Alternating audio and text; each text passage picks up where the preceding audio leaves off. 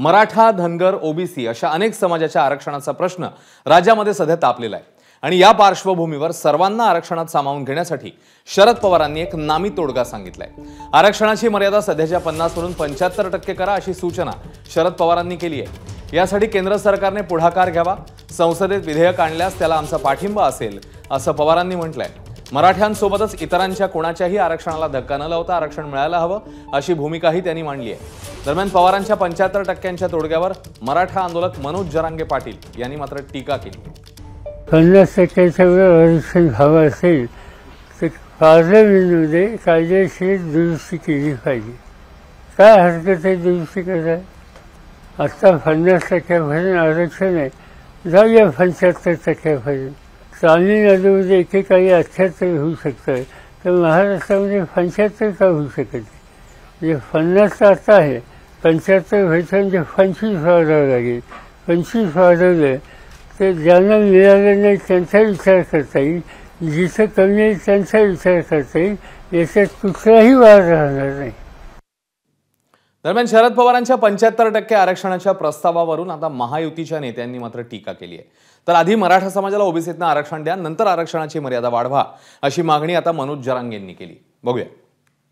पवारांना कायदेशीर सगळ्या गोष्टी आहेत। आरक्षण जे काही राज्यामध्ये अद्याप म्हणजे मराठा समाज 8% आरक्षण मिळालेलंच आहे, राज्य शासनाने लागू केलं आहे, त्याच्यात कुठलाही प्रतिबंध कुठल्याही कोर्टाने केलेला नाही। आता उर्वरित आरक्षणाचा विषय कायदेशीर विषय आहेत, त्यामुळे मी त्यांच्या वक्तव्य अधिक भाषण मी करणार नाही। राज्य शासनाने त्यांचा प्रस्ताव कितपत उचित आहे हा विचार करावा। 4 वेळेला आपण मुख्यमंत्री होता, त्यावेळेला हे का नाही आठवलं आपल्याला? त्यावेळेला काँग्रेसची पूर्ण सत्ता होती, त्यावेळेला त्या गोष्टी का नाही आठवल्या? निवडणुकीच्या तोंडावर पुन्हा आता याला पुन्हा दुसरा मार्गानं आता तुम्ही ठराव घ्या, आता तुम्ही प्रस्ताव घ्या, मग आम्ही त्यांना पाठिंबा देऊ। 4 वेळेला मुख्यमंत्री होता ना आपण, मग काय केलं? राजकारणच केलं ना। त्या 4-5 दिवसात 8-10 दिवसात काय आचारसंहिता लावणार त्याच्या आत तुम्ही मराठ्यांना ओबीसीच्या आरक्षणात घ्या, 27% आरक्षणाच्या आत 50% मर्यादेच्या आत मराठ्यांना घ्या आणि त्याच्यानंतर तुम्हाला काय मर्यादा वाढवायची ते वाढवा। पण मराठ्यांना मात्र तुम्हाला 50%च्या आतच घ्यावं लागणार आहे 27% आरक्षणात, हे मात्र लक्षात असू। 75% घेऊन गेल्यानंतर उरले किती? 25%। मग ओपन टू ऑल त्यांनी कुठं जायचं? गुणवंतांनी कुठं जायचं? म्हणणं की हा पर्याय असू शकतो। पर्याय कसा असेल तो? त्याला काय मॉडेल आहे का कुठं? तमिळनाडूचंच त्यांनी उदाहरण दिलंय ना माझ्या माहितीप्रमाणे।